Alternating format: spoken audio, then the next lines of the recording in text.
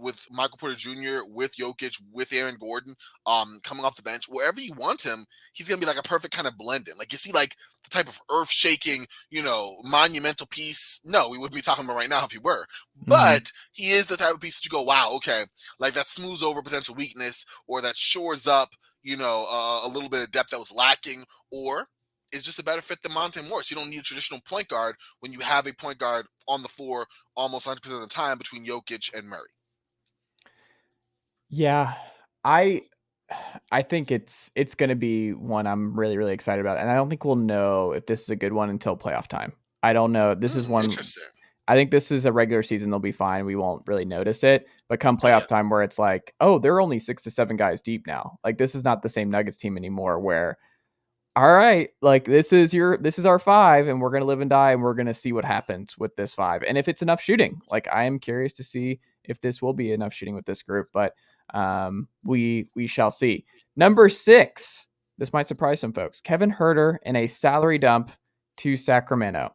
Hmm. I Suddenly you look at the wing depth, and it's Harrison Barnes, Kevin Huerter, and Keegan Murray, who you saw in person show out in summer league. Older So player, polished. yeah, ready to score, ready to be a filling guy, just filling the stat sheet. He's gonna get 15, 4, and 4 a night. Like, he's not gonna expect to be a superstar next to De'Aaron Fox and Domantas Sabonis.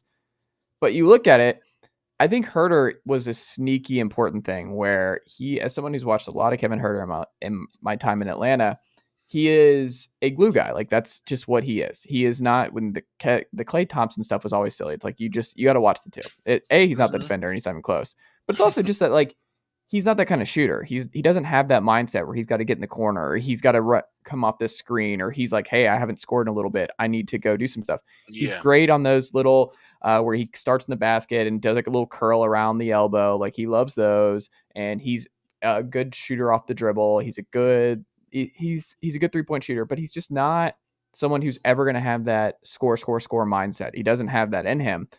But Mm. with De'Aaron Fox and Montes Sabonis, I think surrounding those two with 3 shooters, like Keegan can shoot, Kevin Herter can shoot, and Harrison Barnes can shoot.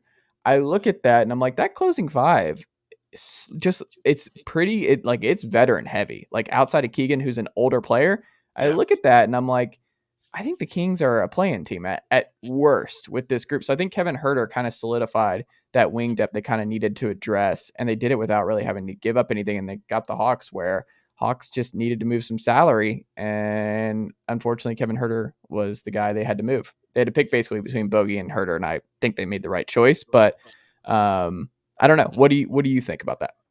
I think it's interesting. I mean, between Bogan and Herter for first, I mean, I thought that's the topic we're talking about, but I liked Herter just because a younger player and a guy who brings more of the defensive end. But I agree with your analysis of him, and I mean, you are the ATL expert, like you would know, like how Herter plays. I did think it was interesting. It's a Mm, nice fit from a front court, like you said, from a wing spot, specifically just the small forward spot. Because yeah. Harrison Barnes, let's face it, at this point of his career, more of a power forward. Keegan Mm, Murray looked more like a bigger forward, more of a power forward. So he kind of got that on lock. And mm, Keegan can probably swing. And yes, Harrison Barnes can swing. But now you can play a guy at the 3 in Herter who will at least reasonably hold his position well. And let's face it, you have Domantas Sabonis, you have De'Aaron Fox. Those are mm, 2 main offensive hubs anyway. Whether you like them as offensive hubs or not is another story, but they are. So mm. you don't need players to then be more assertive with those 2 on the floor. Harrison Barnes, quintessential play finisher. Yeah. Keegan Murray has shown, if nothing else, that he can finish plays, whether it's shooting from deep, or finishing around the basket. Malik Monk, he thrived in that last year with Los Angeles. And now you also have Kevin Herter, who did the same thing with Atlanta over the last couple of years. So Mm, I do like how it fits, whether or not the the construction is perfect in terms of whether you believe in the players running the show.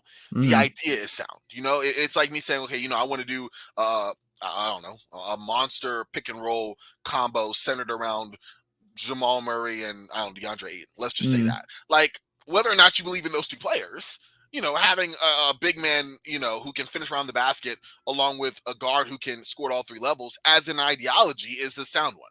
And I think mm. that same can be said for the Sacramento Kings and how they are playing this. Defensively, I think Herter's okay.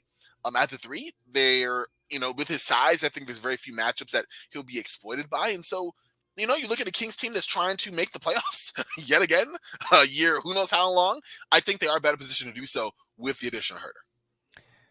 Yeah, I mean, think about this. It's Fox, Huerter, Barnes, Keegan, and Sabonis, right? That's your five. And you mentioned Malik Monk, who I think was another underrated signing. And you saw a lot of him in Yep. LA, and he was a pleasant surprise there. Oh, he was so good. Rashawn I loved Holmes it. is back, who is just a great big. Like he just is just a one of the perfect kind of backup bigs, where he's like in my Dwayne Dedman zone, where Dwayne Dedman was just a perfect pick and pop big who can play 12 to 14 minutes a night, and he's always going to be a plus in your plus minus in the box score. I miss Dwayne Dedman all the time in Atlanta. There's a reason he plays important minutes for the Miami Heat. I think Rashawn Holmes is a different version of that, where he's just the rim running, the rebounding. He serves a purpose, and he does something that matters for 12 to 14 minutes a night when he's on the court. He should be your rim running 36-minute a night big, but he is someone who can play in your rotation.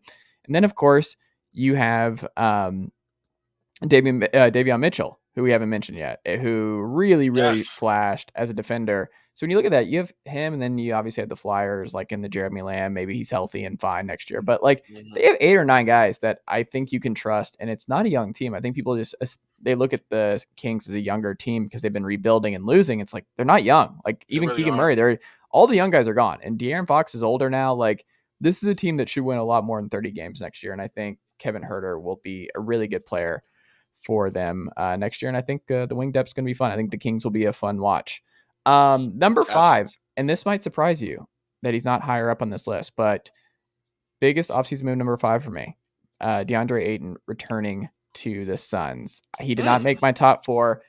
I just don't think it matters. Like in terms of who I have in front of him, where I think the Suns would have been fine. This is going to be maybe too much of a take, but like Here we go.